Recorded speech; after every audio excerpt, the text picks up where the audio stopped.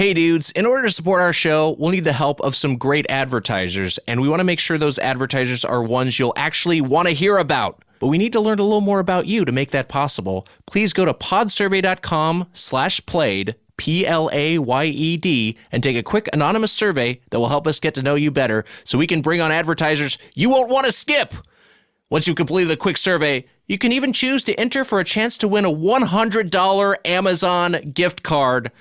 Terms and conditions apply. Again, that's podsurvey.com/played, PLAYED, and thanks for your help. Okay, team, pitch meeting, new Sonic the Hedgehog game. What are we all thinking? All right, what do we know about Sonic? He runs fast, collects rings, visits pretty locations. What if instead we did none of that? What if it was, he fell through walls, you couldn't see where he was going, you couldn't really fucking control him? What about that? I'd just say, we should also have him romance a weird-looking, doll-like human lady. Oh, but give him a bat friend that's super-duper hot. I love it. Big old titties on that bat. Hey, how do you feel about long pauses? Oh, buddy, I'm in. I love a long pause. This week on How Did This Get Played, it's Sonic 06.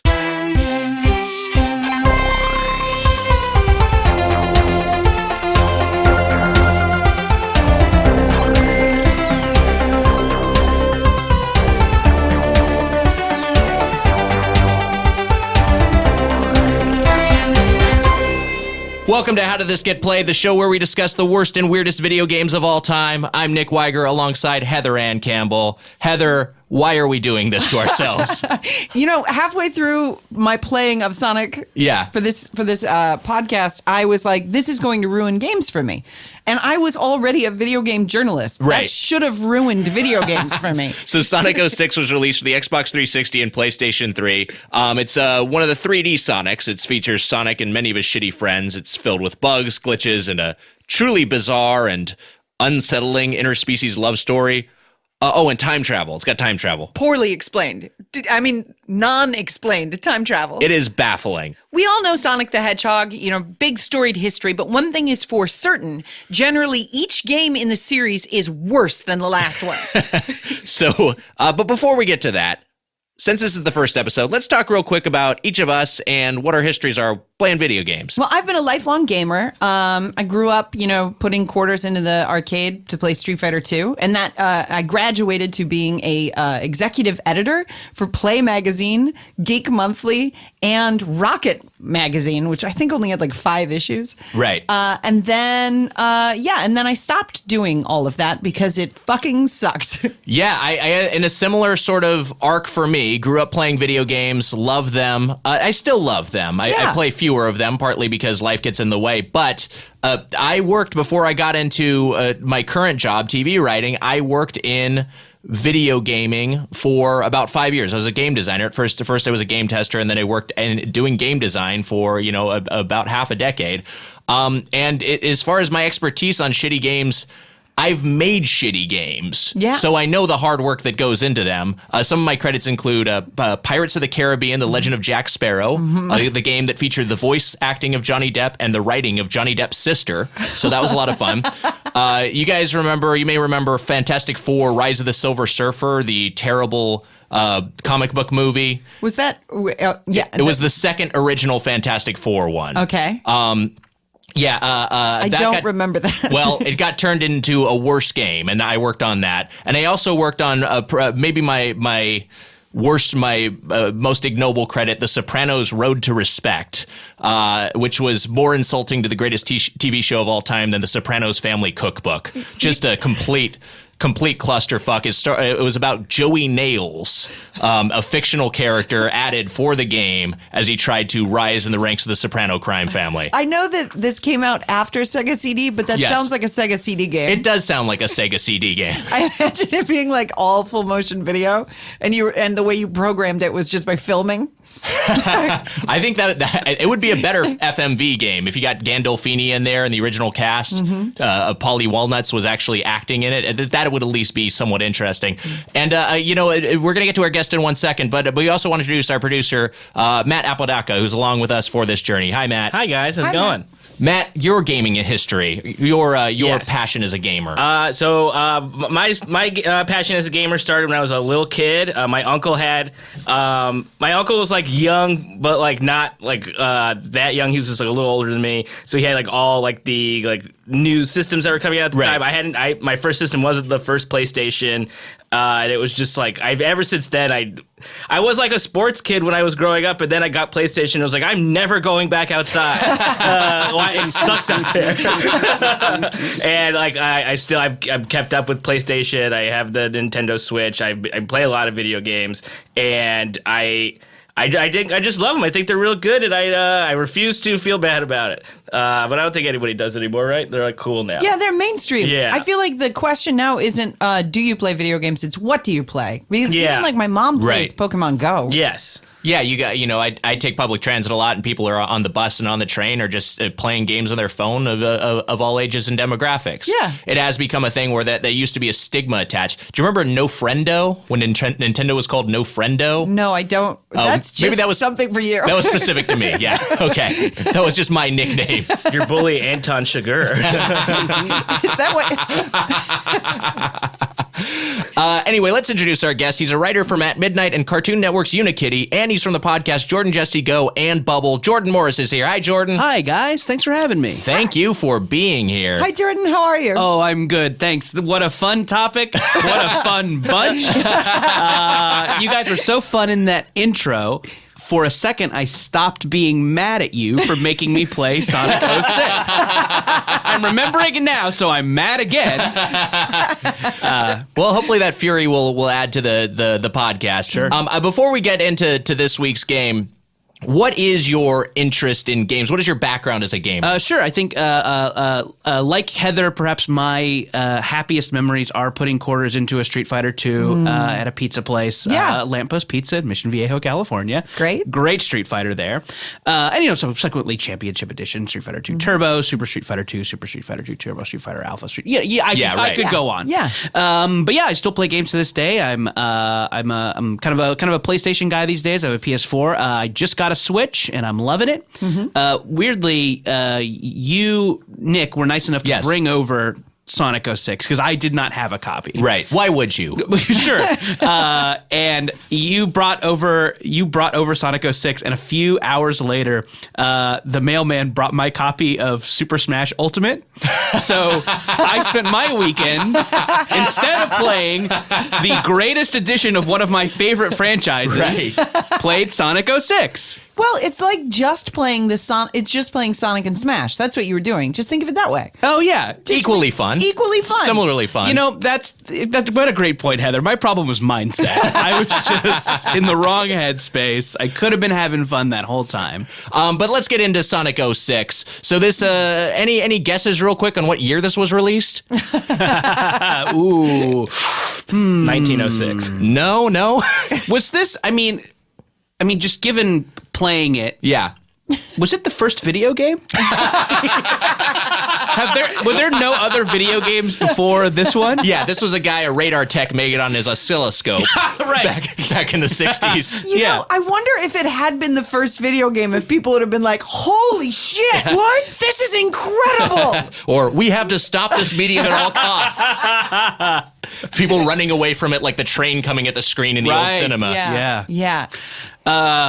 2006, released for Xbox 360, shortly thereafter for PS3. But somehow worse. Somehow worse on PS3. The port, which we all played, is the loading times are longer. Oh, boy, those loading times. It's rough. Also, I want to say that we played this game unupdated. Like, I turned off my internet so that there was no way to patch the game. This is the release client for this game. Right. I got a new copy, so I don't know if it was patched in the release or not, but either way, it was like very buggy. It was not, even if they patched it, it still got a lot of problems. Official title, just Sonic the Hedgehog.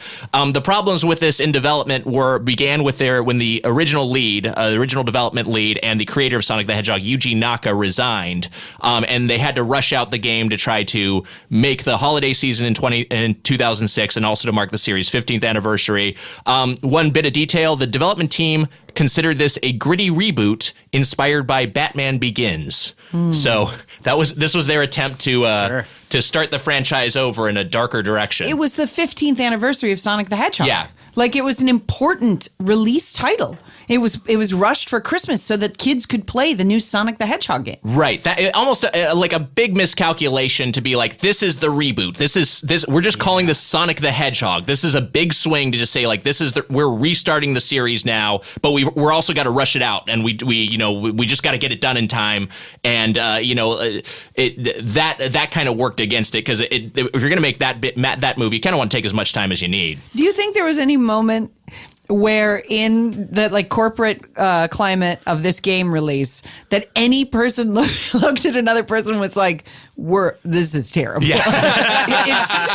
It is so obvious. It's bad from the start. Yeah. Although, I'll say though that I maybe went into it with a little bit of hope based on that opening cutscene. Right. Because, it's so not Sonic. I mean, it starts out as like, is this a Final Fantasy game? Yeah. It looks like Kingdom Hearts. Yeah, absolutely. Right. But, and Sonic runs in and I'm like, you know what? This is bonkers.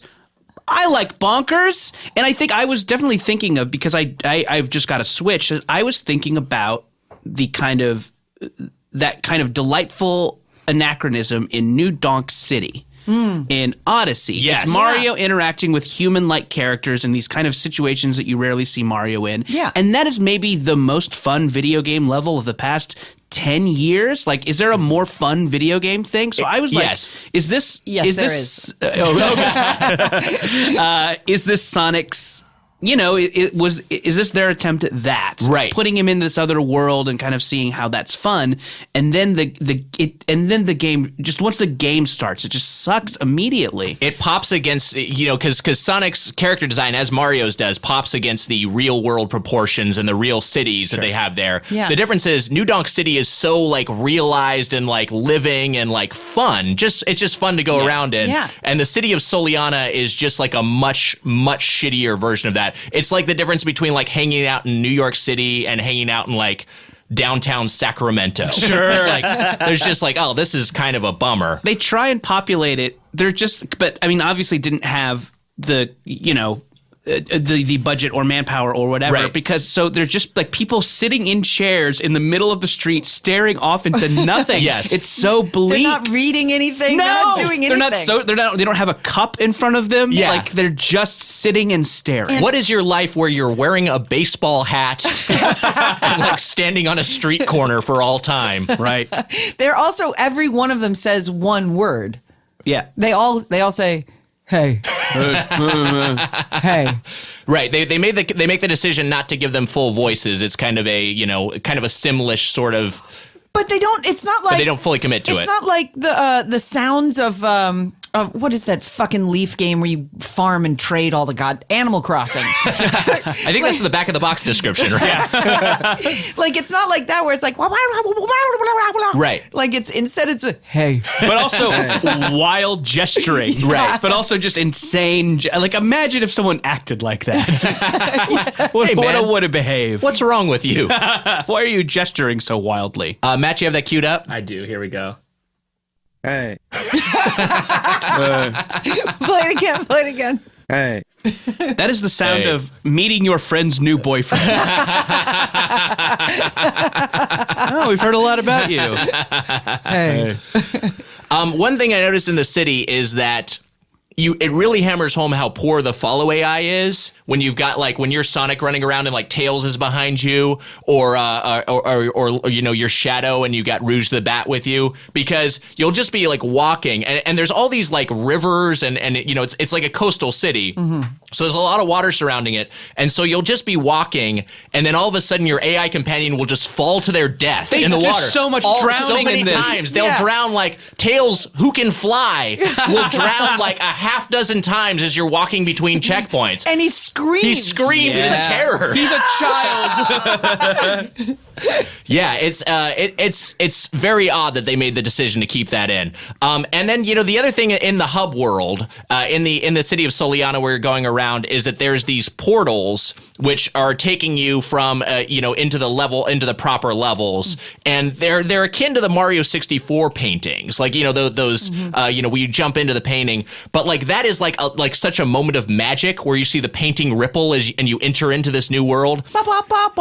Exactly, yeah. And here it's just like a hard cut to a loading screen. It's like you're jumping in and you think you're going to jump into the portal, but no, you never make that moment of connection. It stops you. It stops you. It freezes you in midair. And that happens like when you deliver the final blow to a boss, right? Which is supposed to be a triumphant moment. Yeah. I mean, and given that this is so impossible to play, killing a boss is a real chore. Yes. So you should at least be able to revel in it for a second. But as soon as you deliver that final hit, hard cut to loading screen.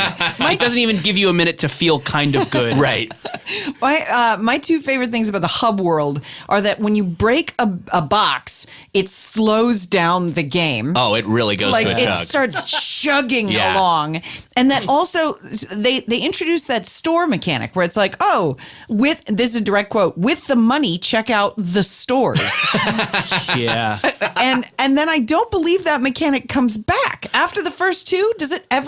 Do you ever have to buy anything ever? There are upgrades you can buy. What's confusing is that the store sometimes does not seem to be there, or maybe I just got so disoriented with the city's geography. But then there's also these little floating TV screens. Those guys. You almost like I at first didn't realize were like little mobile stores, but you can interact with there, and then you can buy upgrades, which I think are maybe sometimes needed for progression. I can't tell. It's so confusing because rings are also currency here. Yeah, the first time you get the shoe upgrade, it shoots you down that chain of rings to the first level, and the first two times I did that, it shot me off into the lake and killed me. Yeah. Shouldn't have bought that upgrade, moron. It's the guy at the store tricking you. Yeah. Oh, you're not good enough, huh? Yeah. This is what you mentioned a second ago, Jordan, and almost to your point right now, Heather, is that this is a thing I'd forgotten because I don't go out of my way to play bad games anymore. Why would I? Right. I forgot, because I played so many bad games as a kid, I'd almost forgotten that bad games almost universally are hard because they're poorly designed. So the controls are clunky, the camera is bad, the difficulty level isn't balanced, and this game is like... It's frustrating because it's just like there are times when you just want to be like, you are not doing what I want you to do. Yeah. Like you can't wrangle Sonic to behave the way you want him to behave. Yeah. Like in the snowboarding level, right. Instead of pressing X to jump, you press X once to have him squat, and then you release X to make him jump. You got to charge that squat for a while. And the narrator who, by the way, who explains some things to you, but sometimes Sonic explains them to you, and sometimes Tails explains things to you. So, I pick one. I don't know. Is there a narrator? Anyway, so the narrator says, hold down on the button for as long as you can, which is like, well, do I release it ever? I could probably hold it for a while. You could put a paperweight on this. It's such a confusing way to say that. Yeah. Hold X for as long as you can. Yeah. Yeah, and he's got this game show host delivery where he's just sort of like, the Y button can be used for mounting or unmounting vehicles. Yeah. Like, all right. I'll talk to you again in an hour once you've forgotten about me. And it'll be disorienting. You will never meet me. I murdered my family. I uppercutted them into the Washington Monument. That's right. Eternal champions exist in this world. To be honest, I knew the game was going to be bad. Yeah. But I had no idea that it would be this bad. Yeah. It's really surprisingly bad. I knew about it. It's dubious reputation. I mostly know about from the bad cutscenes and the fact that Sonic kisses a human-looking woman. She's a human woman. Sure, yeah. Which was distractingly hot. It was just way too erotic for this game. Yeah. But I didn't know that the game itself would be. I thought it would just be corny or goofy or tonally off. But it's so hard to play. Very hard to play. It's really hard to play. And first off, I want to go back. The human woman is not as attractive as Rouge the Bat, who is wearing like a bustier. Yes. Like a corset. Very sultry. And there are multiple times where the camera is pointed straight down the animal's breast. Yeah. There was look, that animator was working late nights by himself. Sure. They were rushing, doing 14-hour days to get this game shipped on time. He made some calls. The character Princess Elise, who Dr. Eggman is pursuing, and she has she's the Princess of Soliana, and she has a weird romance with Sonic. Seems to spend most of the game being carried by Sonic. Like that seems to be mostly her role. Sure. She looks. Her character design is weird. She looks like a Bryce Dallas Howard real doll. Like she does. She looks so lifeless. She looks like a mannequin that's somehow a corpse. She looks slightly waterlogged. Right. Like a puffy, soft corpse of a mannequin. Yeah, that mannequin was in a river for a while. Yeah. They fished it out, put a dress on it. It's like almost right. It's just like barely wrong, and that's why it's not good. Yeah. Right. And the detail on her dress is far more detailed than anything else in the game itself. Like it feels like most of the animation budget went into her dress and then Dr. Eggman's mustache, which is so elaborate. Has like individual strands of hair that animate independently. How do you guys feel about the slimming down of Dr. Eggman? It's an interesting choice. He is such a famously wide-bodied guy here. Here he has a little bit more realistic proportions. now he's more like Dr. Longman. Right. Yeah, sure. It's funny that that's what they decided to make. Okay, we're going to make his body proportions more realistic, but we're not going to call him Dr. Robotnik, which kind of sounds like a name. We're going to call him Dr. Eggman. We're going to run with Eggman for this one. Is that a permanent shift now? Like he's permanently Eggman? Or have they gone back to Robotnik? I feel like you encounter Robotnik at some point, but I don't know how much it's actually verbalized in the new Sonics. Did you guys read the instruction manual? Because I read the instruction manual. And I did not read the instruction manual. The description of Dr. Eggman is that it opens with he has a 300 IQ, which I know that he's supposed to be like a mad scientist, but you never really consider the idea that Eggman's sitting down to take the IQ test. Right. Did very well on his SATs. Yeah. More math, not verbal. It's more kind of how he learns. Struggled with the essay stuff. Yeah, not really a visual learner. Mm-hmm. It's that's interesting that he was it online? How was he taking that? Was he taking it with a test taker? And is it different for mad scientists? Is it like build a weather machine within a certain amount of time? Like I wonder if like he finished it, turns it in, and they're like, hey, you've got a future for you in a lot of different career paths. What do you want to do? And he's like, I want to capture the flames of darkness. Right. Kind of a waste of his skill set. Yeah. He could have been working for NASA or something, or at least writing a column for a Parade magazine. Unless maybe his end game is just something so sophisticated that we don't understand it as normal cues. Right. Because we don't have the high Q that he has. That's true. So maybe like his machinerying of animals and like sort of terraforming the planet is in the long run going to save people, but he's poorly articulating this. He's the one guy who can actually make sense of this story's plot. He's the one guy who can follow what's happening with the Iblis Trigger and the Solaris Project and God. Mephiles. I know it is a little bit of a hack joke to say that a funny word sounds like an old-time racial slur, but boy, Iblis Trigger really sounds like an old-time racial slur.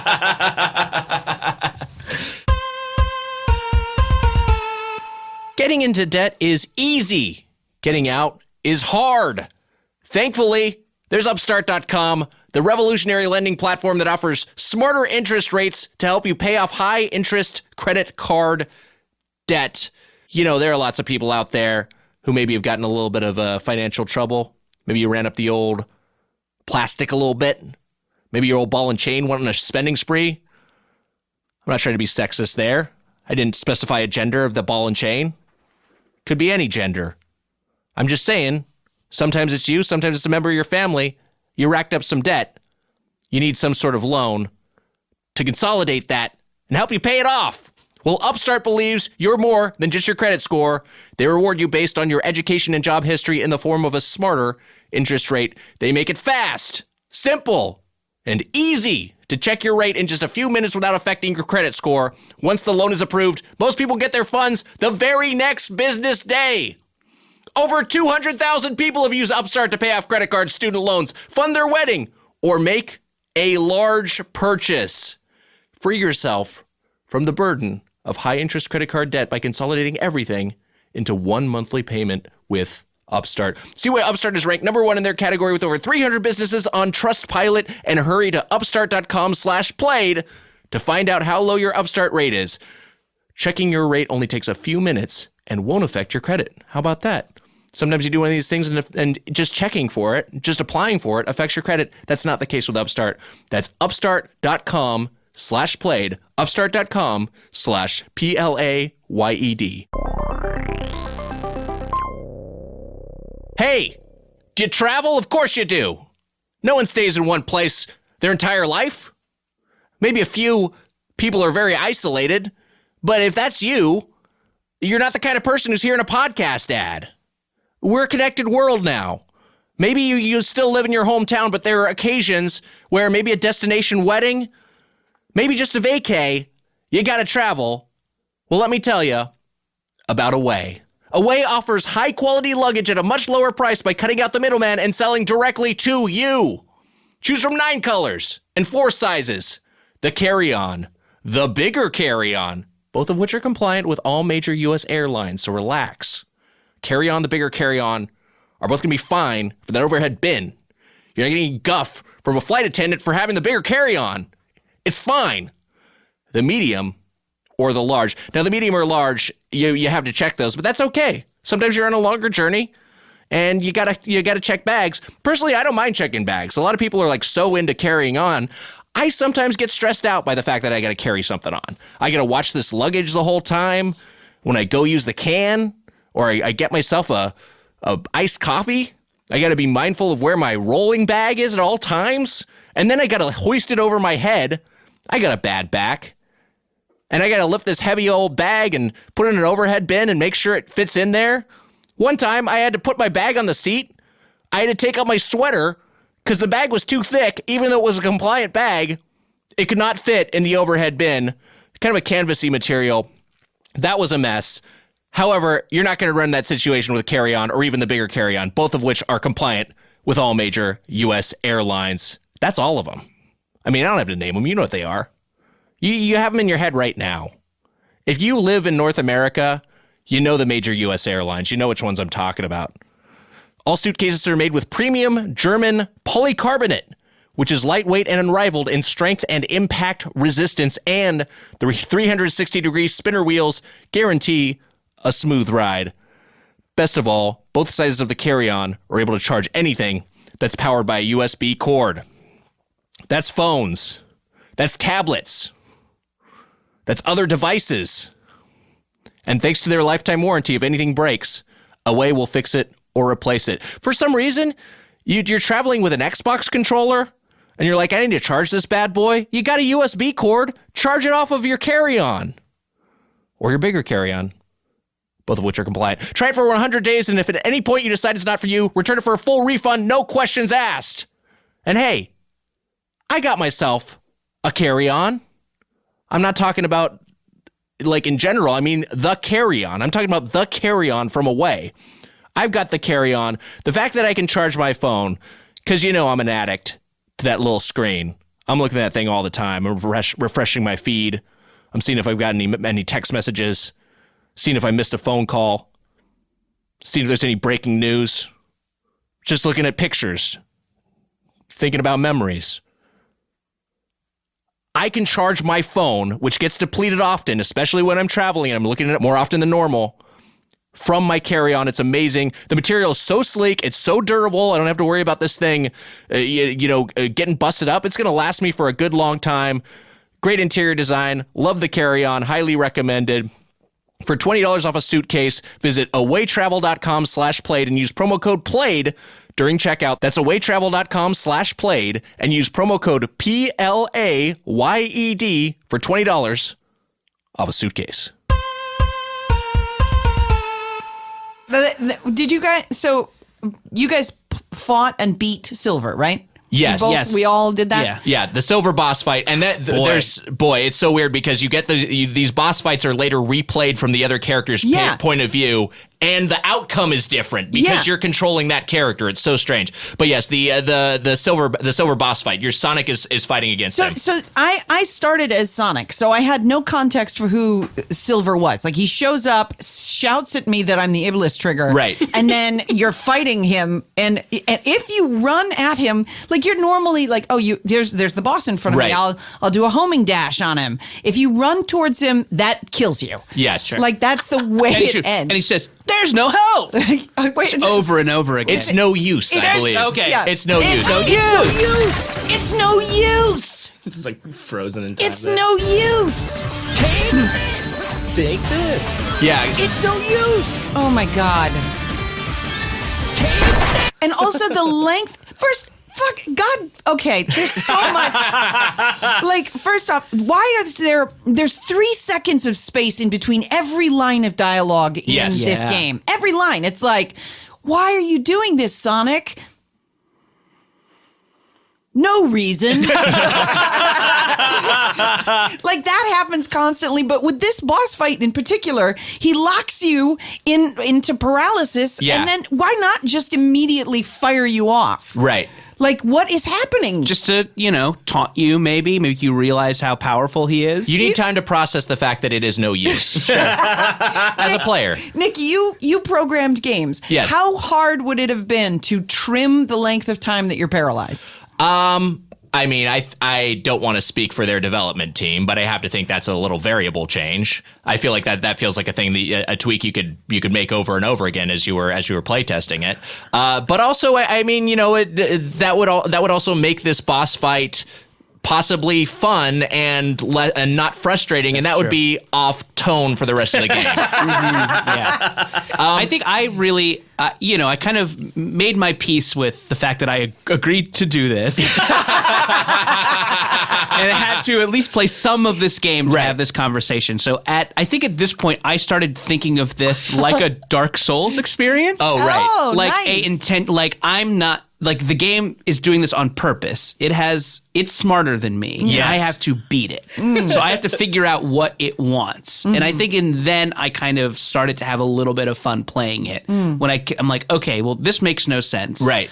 There's a logic here that I don't know. It's an alien world. If I could just figure out my way, it's treating it like a puzzle rather than an action game. Right. Yeah. That's probably the right attitude that you can. That the only way you can get through something this punishingly difficult and nonsensical. Silver the Hedgehog. So he comes in existence. You later play him. This is his first appearance in the Sonic the Hedgehog series. I will say, the voice acting in general in this game is maybe a little over the top. Silver the Hedgehog feels to me like he's trying to out angst Anakin Skywalker. he's like, so I'm Silver, the Iblis Trigger. I'm gonna go after you. It's like, oh boy. Did you do the voice? I did do the voice. Wow. That's part of the reason I wanted to bring you guys here to get an honest evaluation of my performance. Well, Nick, it was real bad. Good. Now you did a bad job. I know I can trust you as a friend, to be honest. So, except he is angsty, except for when Shadow explains to him that time travel exists, and his immediate reaction is something like, "Whoa, cool!" He just believes him. There's also the part where Amy Rose is like, "Come on, we've got to find my friend," and he's like, "Why am I doing this?" Right. And then she hugs him, and he goes, and then follows after her. Amy Rose does not have a lot. She has kind of she gets the short shrift in this game because she's basically the short what? Short shrift. Is it shrift? Isn't that the expression? I think it's shrift, but I also don't know what a shrift is. So it's a confusing phrase. I've only heard in the context of a short shrift. I've never heard shrift used otherwise. I've never heard shrift until I've heard short end of the stick. But shrift? What sounds more nonsensical, shrift or mephilis? Right. A shrift is a rip in the space-time continuum where a demon god comes out. So Amy Rose, her job is to she seems very dumb in this game. Oh yeah. She at first mistakes Silver for Sonic, then helps Silver to try to find the Iblis Trigger, who she doesn't realize is Sonic. Then when Silver is fighting Sonic, she guards Sonic and stops Silver from, I guess, killing him. Yeah, from murdering him. But then later on, there's an element, there's a sequence in Sonic's storyline that's the trial of love, where Sonic has to choose between Princess Elise and Amy Rose. And you just go towards Princess Elise, and she's just standing there by another portal, and it's just what is? So she's just around to just be the runner-up the whole time. It's just such a thankless role for this character. I guess she's too dumb to understand what's going on. That's where the expression "always an Amy Rose, never an Elise." Did you not know? Yeah, that explains. It's from Sonic 06. Yeah. No, yeah, when you explain it that way, I totally get it. The snowboarding we touched on, the level sections that abruptly end, the camera is so bad. You can't change which direction. I mean, at least in my release, you couldn't change which direction the camera rotated. Right. Which was not. I believe it was airplane controls. Right? Yeah. You press the opposite direction of the camera's movement. It's reversed, which is different than how a lot of games do it. It's also there isn't a quick click button to reset the camera behind. Wait, isn't there? Did you not know? Because I believe left trigger. Is that what that does? I think left trigger recenters the camera for you, buddy. I was trying R3 the whole time to no avail. You tried one thing, and you're like, this is impossible. I was like, R3 doesn't work. This is an unsolvable problem. I will press no other buttons. Yeah. I texted you, Heather. I texted you my 3-word review of this game after playing it for about an hour, and it was can't see shit. It's just so hard to tell where you're going or what you're doing. And I know, and you get trapped in rocks so much. Right. And there's rubble that you get trapped in. Yeah, it's so bad. I can't stress enough how surprisingly bad it is. It's jarringly bad. It's unbelievably bad. Right. Would you guys care to take a chance at trying to summarize the story? What would be your capsule summary, your IMDb description, or Moby Games description, I guess in this case, of the story of Sonic the Hedgehog Sonic 06? Well, I only got as far, and I didn't watch any playthroughs or anything. I only got as far as, you kind of switching from, I did the first kind of silver mission that is in the apocalypse, which, in a good game could have had fun moments. Could have been cool. Could have been neat. Kind of speeding around a kind of a crumbling city that's in the middle of being destroyed is a neat idea. The opening of Bayonetta 2, I think, is sure. Yeah. Yeah, using the telekinetic powers to sort of build makeshift bridges and stuff. Some of that stuff is fun, or is fun in theory. It could be fun. Cool. Yeah, in theory. So I only kind of got that far. I kind of only learned about the time travel element and the kind of character switching, timeline altering element. So I could maybe only speak to up to there. Okay. That's good enough. I think that's further than most people who play this game got. Sure. Yeah. So So in a time, there's a princess. She during her coronation sees a horrible vision of the end of the world, and then. Dr. Eggman, very svelte, comes in and kidnaps her because she has control over an energy that can bring about that apocalypse. Right. Sonic the Hedgehog, who no one seems to think is weird that he's a hedgehog. It's just part of their world. They don't think it's weird at all. He says he's going to save her. But also, parallel to this, there's a future that has been destroyed by this monster. There's a hedgehog called Silver the Hedgehog. He has a friend who jumps. And then Shadow the Hedgehog finds Silver and says, we can prevent this. You have to go back in time and destroy the Iblis Trigger. He hands him a Chaos Emerald. Inside the Chaos Emerald, he sees Sonic the Hedgehog, who he knows to be the Iblis Trigger. So he travels back in time in order to stop Sonic from bringing about the apocalypse. And that's as far as I've got. That's a really good. Pretty good. Yeah. You missed an important detail. Yeah. Which is that Soliana is canonically a constitutional monarchy. Do you have that clip, Matt? Yeah, here we go. Here's Shadow the Hedgehog is going to discover the facts of Soliana. Ah, Soliana, the city of water. It has a constitutional monarchy, you know. The primary industries are tourism and crafting precision machinery. The current sovereign is Princess Elise III. Why does Eggman's base lead to an odd place like this? This is my actually first time seeing Rouge the Bat. Jesus Christ, look at those tits. My God. They're enormous. And also they're human colored, like they're human flesh colored. They're make a point. Caucasian colored. Yeah. and her jaw is a different color. Right. So like the part of her that's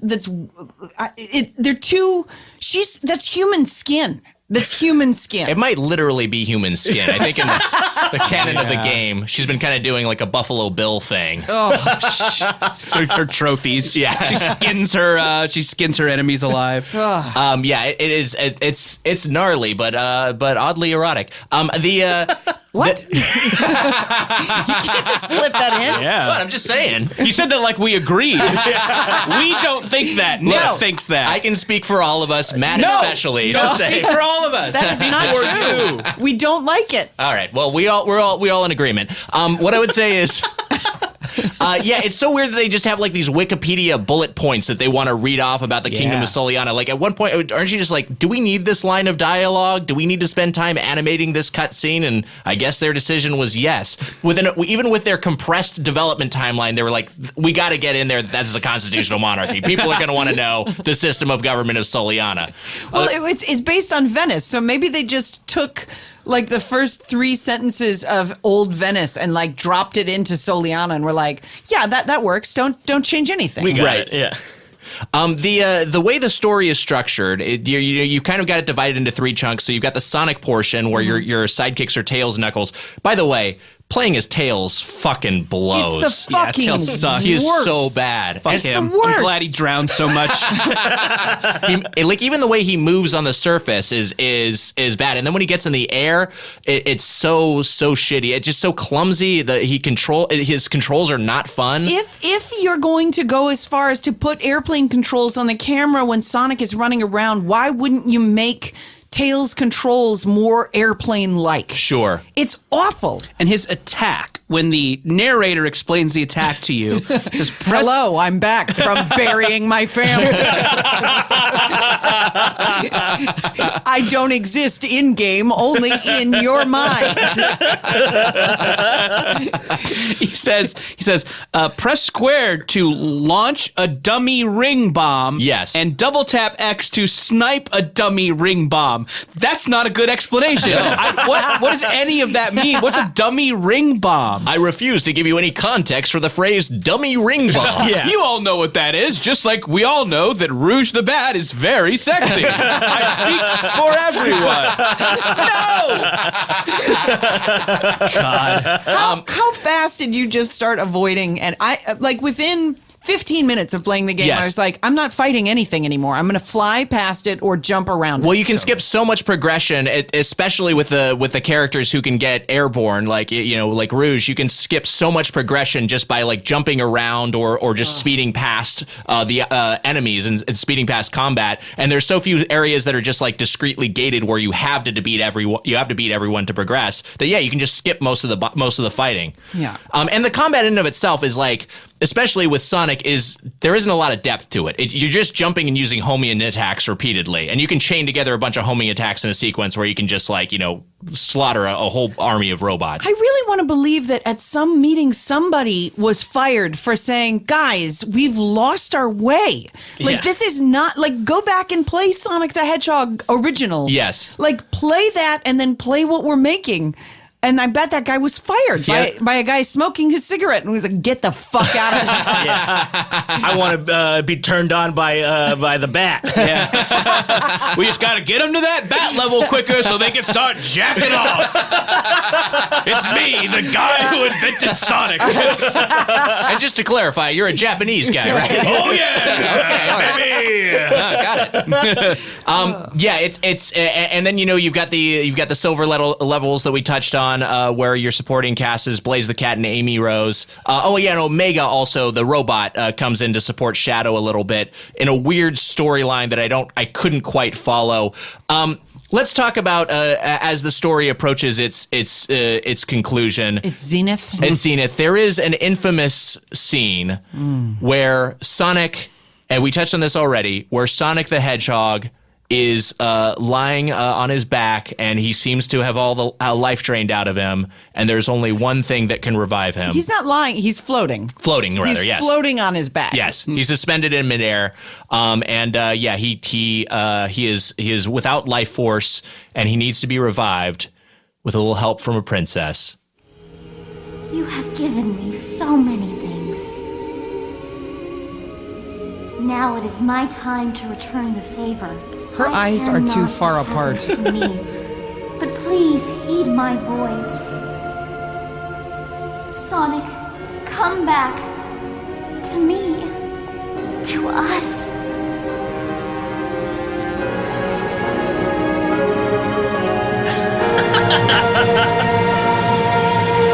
So just where the music climaxes is where the two of them kiss. That's where Nick climaxes. Look, the screen went to white, and so did I. Sure.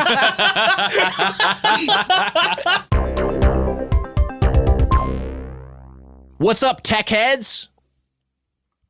I'm not talking about robots or androids. We don't live in Battlestar Galactica, though. We might get there soon.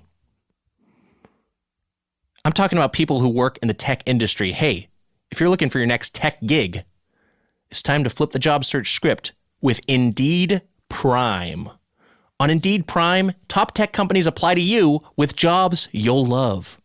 Stop living for the weekend and start doing what you love with Indeed Prime. And you're not going to stop living for the weekend entirely, but the idea is you do what you love, you never work a day in your life. You've heard that idiom probably. That's the ideal.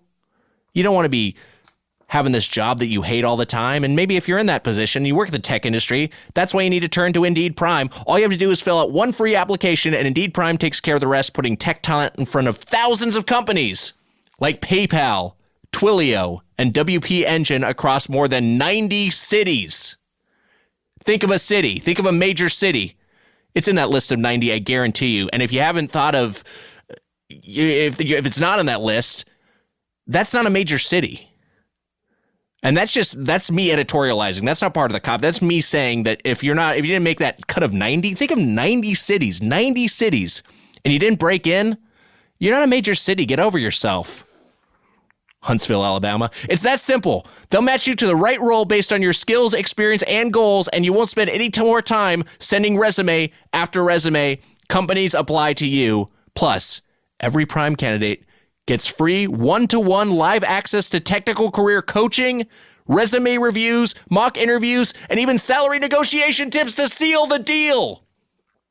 So whether you're hiring or looking, meet your match on Indeed Prime.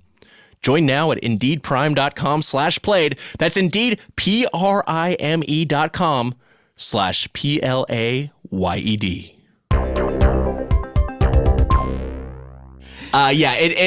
It's wild. I mean, it's so...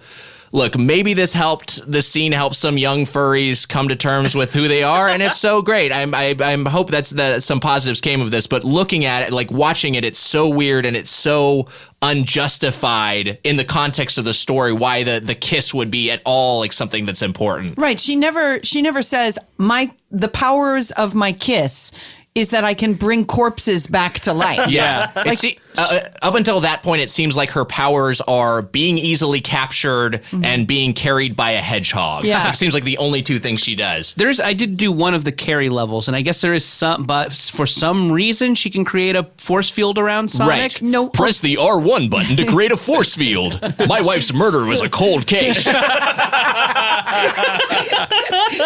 Yeah, it's their powers combined. Right. Yeah. And also, in order to justify the inclusion of that power, she also can keep them from sinking into quicksand. Yeah. Right. That's great. Yeah. Like, nothing fucking makes sense. Yeah, it's just because every level needs a way to drown. Every level that was part of the vision. Like the characters can drown at any point. And also, this is a game where Sonic, we know he walks underwater and can breathe air from an air bubble. Like, that's established. Sure. So the fact that when he enters water, not only does he immediately die, he passes through the seafloor invisible and continues to plummet. He's killed immediately. He does. He stinks like a stone. God, it's so fucking bad. I know it does. They do part of the character action game should be like feeling like you are a cool character, and he just dies as soon as he steps in sand. He's so lame. Right.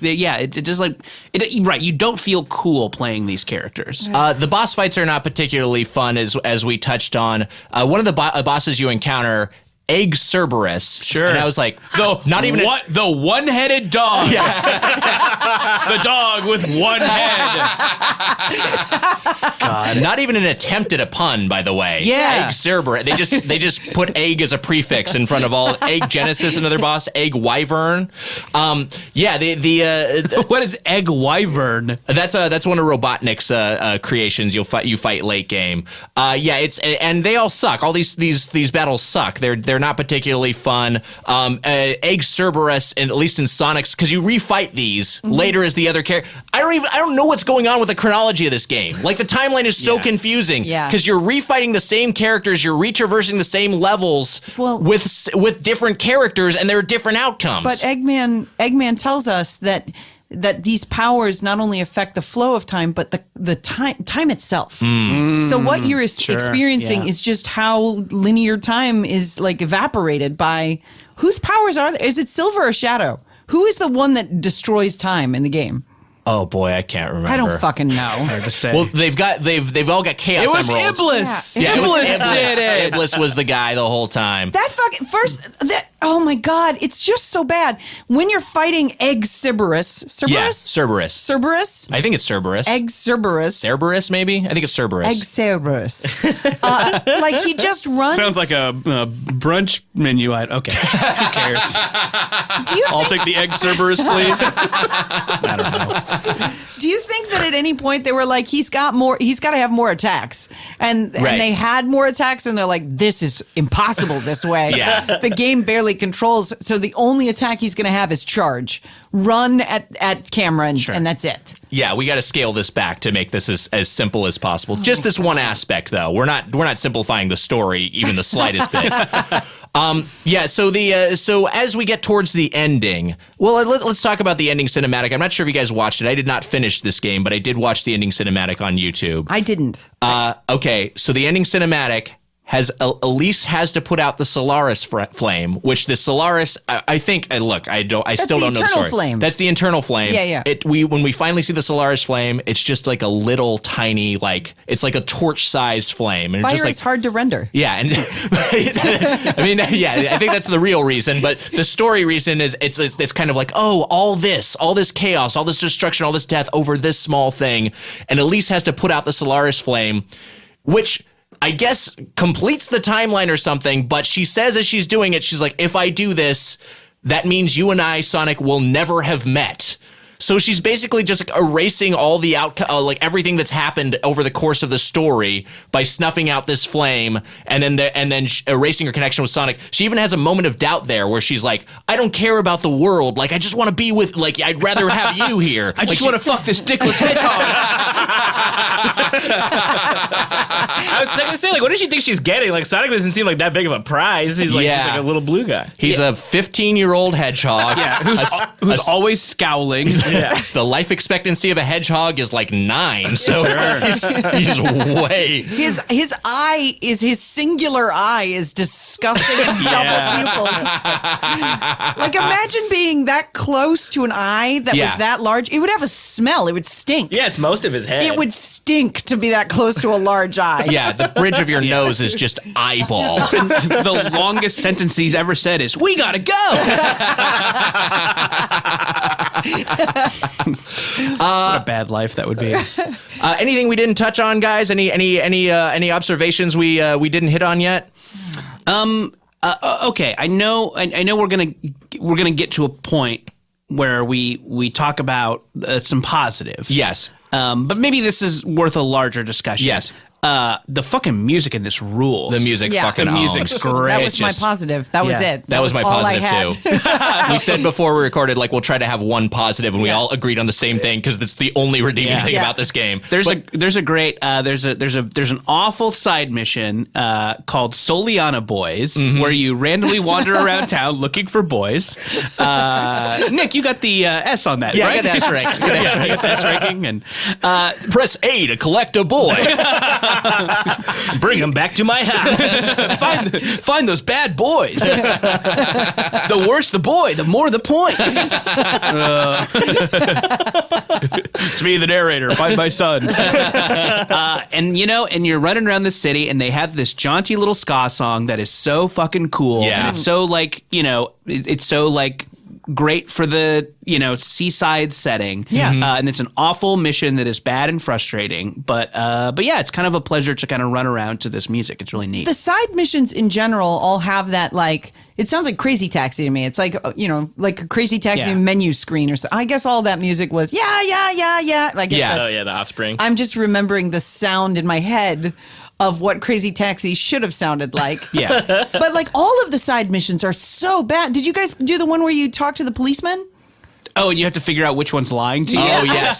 That's a fun little... I kind of thought that was a fun device, actually. Yeah. Because it didn't involve controlling your character.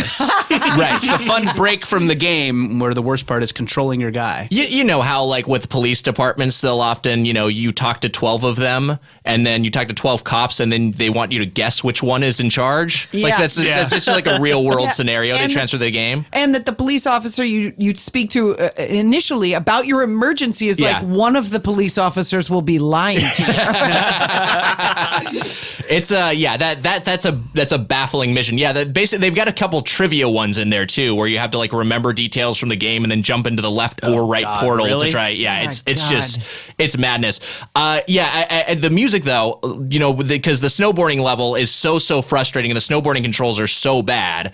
You can basically reverse direction and stop on a dime. It feels nothing like snowboarding. But in that level, there's like a thumping track that I like still have in my head now that is just like great and that I would listen to again.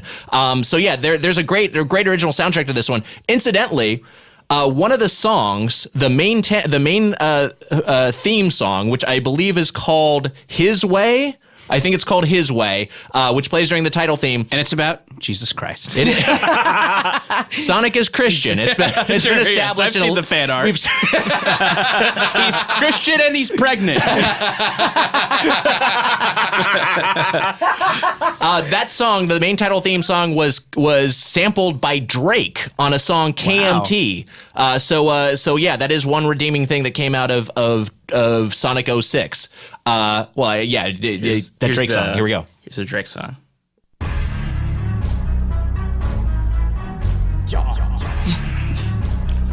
So there's the Drake song. Do we have the original theme to contrast? We can hear the sample. Yeah. Hey. Oh, that's hey. That's what he sampled.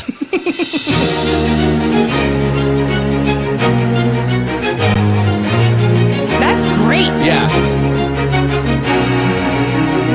Yeah, the main title theme's a banger. Drake should just rap over that. That's pretty good. Yeah, I know. I think the way they slowed it down actually made it less interesting. And it's distinct. It sounds like Sega, Yeah. like it's like the Nintendo music is so distinct, Right. and and the Marvel music is so distinct. But this it sounds like Sega. It's really really cool. Yeah. It's weird that too. Like an interesting choice in that Drake song is that the chorus, the hook is "It's no use." It's no use. Yeah, it's jarring, but kind of works.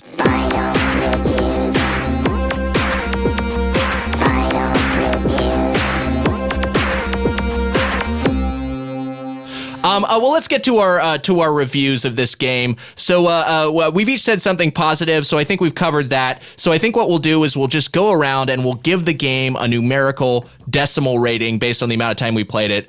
I'll go first. This game is a mess. There are few redeeming qualities. It's frustrating because there is a good game within there, within that shell, deep within that shell, but it was not allowed enough time to gestate and emerge, and so you just have something that's just really clunky and clumsy and unsatisfying and frustrating.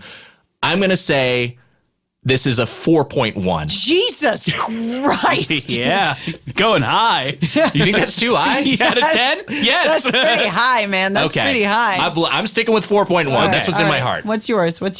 Yeah, again, a great soundtrack, and some kind of like points for it being a big swing. It'd probably be Right. pretty easy just to do another side-scrolling Sonic game, and people would have liked that, and it would have been fun. Yeah. Like Sonic Mania that came out recently That was like game's enjoyable awesome. and That's awesome. excellent. They It's clearly great. they weren't trying to do that. No. Yeah, sure, right, exactly. So, and there's some kind of cool, ideas about kind of, modernizing the Sonic game for the kind of open world generation. Right. And, the branching timelines, while confusing, is unexpected.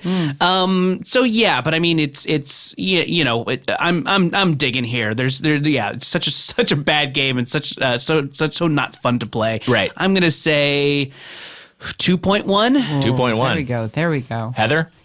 I was thinking about how somebody played this game and then they went on to design Lightning Returns, which is effectively the exact same game, but without the hedgehogs. And I think that on its own merits like a higher score than I normally would have given, because they're both about like a tertiary character destroying time in order Right. to change the past from averting an apocalypse.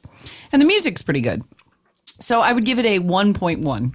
We're all with the 0.1s here. Yeah, 1.1. Matt, did you play this game at all? I didn't get to play it, but watching Heather play it just before we started recording did make me nauseous. It was like very disorienting for me to just watch. It's not seeing you do regular Sonic things, which is just running or like maybe even going through a loop. Did seem to suck real bad. I'll give it a 3.1. Wow. 3.1. 3.1. Sure. And also, too, so everyone knows, our review scores are out of 1 million. So, Oh, okay. Well, yours doesn't seem so audacious. yeah, we're on the same ballpark. 1 million is a high score. Right. Like yeah. traditionally in video gaming. So. Yeah. Sure. But those were our takes. But hey, it's time for Maybe We're Wrong. Yeah. Heather, you and I have found some positive reviews of this game. We have not shown these to each other. We're each going to read a couple here, and we are going to react to them. So I'll go first. I've got one from the GameFAQs message boards. This is from Valkenhain. He writes, "This might be the best game I've ever played. Seriously, the controls are so tight, the levels are smartly designed, and everything just makes sense. Even the side quests are pure genius. Like the one where you have to find the main guard, and it turns out he's the one you're already talking to. Genius. This is definitely the best in the adventure series of games. I don't see why people hate it. There was a moment where I thought this guy was being facetious, but then his conclusion seems so earnest that I think this guy 100% thinks this is the best of the Sonic series and maybe the best that games have to offer."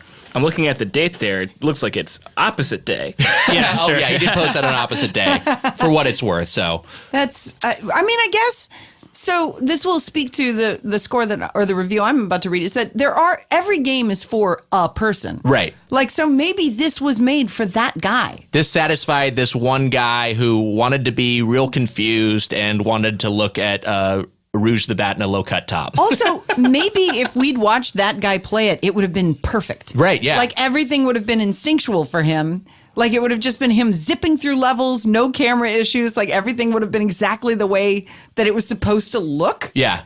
Yeah, he heard like, press R1 to traverse quicksand. He's like, yeah, got it. I got it. I know. Thank you, narrator.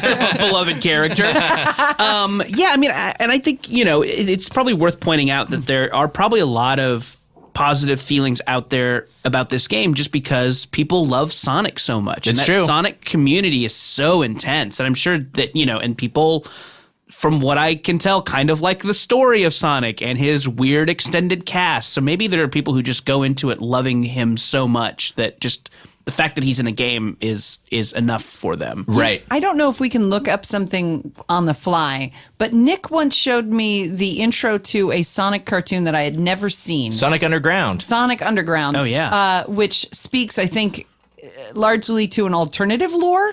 Yeah. Or is this lore... Is this in any game? I'll say at minimum this makes way more sense than the game we played. This is about 1,000 times more coherent than Sonic 06. But yeah, I don't think they actually use the Sonic Underground universe for any game, at least not one that I've played. Have you seen this, Jordan? I don't think so. Oh my God, you're in for such a treat. Okay. Song rocks. Yeah. Triplets born, the throne awaits. Oh, yeah. A seer warns of a deadly fate. Give up your children, separate. Bide your time, lie in wait. Sonic This fucking rules. It's so good. It's so fucking good. Underground. They made a vow their mother will be found. More. The children grow, learn what's right. Leaders of the freedom fight. Oh, freedom fight, okay. Their mother, she knows they do. Is it time if she only knew? Will the prophecy come true? I like that they're all musically inclined. Yes. No, they're a hugely popular rock band. I long for my children, but I have to wait. To act too soon could seal their fate. They made a vow their mother will be found. Sonic Underground. Wow, yeah. Hell yeah. That makes me like Sonic 06. That Yeah. makes me like all Sonic. I wish there was more of that. I wish there was more just like fun in how it, instead of being so overwrought. Because that's just so joyous. Also, like a minute long intro sequence, and they need every second to to lay out that much exposition. It's the most complicated story. Heather, do you have a review? Yeah, I do. This comes from my former boss at Play Magazine, and it's an infamous review for how euphoric he was. Euphoric? Yeah. Is that the... That'll work. Yeah, okay, great. Cerberus. Cerberus. Sure. Egg euphoric. Although their infamous flies are still circling the ointment, Sonic Team delivered an immense hedgehog opus, incorporating every series mainstay around 3 vastly different adventures featuring Sonic, Shadow, and newcomer Silver. Everything Sonic fans love is here, riding on some of the most exhilarating gameplay ever seen on any system. Wow. He gave it a 9.5 out of 10. Oh my God. That is- 9.5. Why? That is hyperbolic. The pros, best Sonic ever, hands down, 2D or otherwise. Cons, still just a few slight bugs. In every level at all points. Well, I guess I can speak. This is a fun sort of anecdote. When I would review games poorly at Play, I was pressured by advertising teams and by the editor to maybe soften up the language because every game is for a person. Like, Right. If I'm playing it and I hate the game isn't made for me. Sure. And so he was reviewing it for people who would like this kind of game. But he should have said that it was 9.5 out of 10 for like Steve and Arnold. It should have been like To name the 5 people. yeah. He later amended his score to an 8.5 out of 10 because apparently they told him that the loading issues would be taken care of by the time the game launched, and they weren't. but I think that's bullshit. I think that's Yeah. a lie. He was maybe trying to retcon that a little. I after the also fact. don't think he played it. Here's one from WeQUGamer7. This is on Metacritic. This was a user review. 10 out of 10. One of the better games of 2006, right with Saints Row. It has good gameplay and astonishing graphics. It's not too broken, only with an occasional wall clip. And they could have made the story a little better. It's fine, though. I think you should play it. I think if you start with 10 out of 10 and one of the better games of 2006, you shouldn't settle on it's fine, though. Yeah, I just want to read this headline. This is from the Mirror. Why Sonic the Hedgehog is awful and always has been.